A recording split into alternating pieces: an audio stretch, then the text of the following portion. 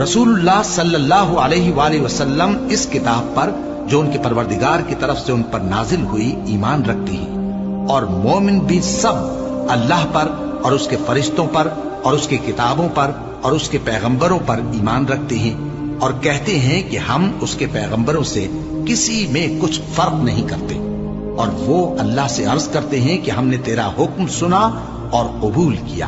اے پروردگار، ہم تیری بخشش مانگتے ہیں اور تیری ہی طرف لوٹ کر جانا ہے۔ اللہ کسی شخص کو اس کی طاقت سے زیادہ کا ذمہ دار نہیں بناتا۔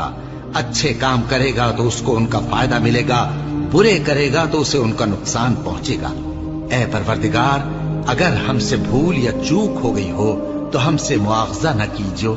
اے پروردگار، ہم پر ایسا بوجھ نہ ڈالیو جیسا تو نے ہم سے پہلے لوگوں پر ڈالا تھا۔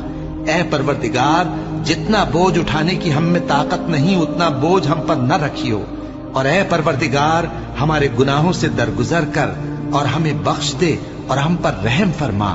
تو ہی ہمارا مددگار ہے، سو ہم کو کافروں پر غالب کر۔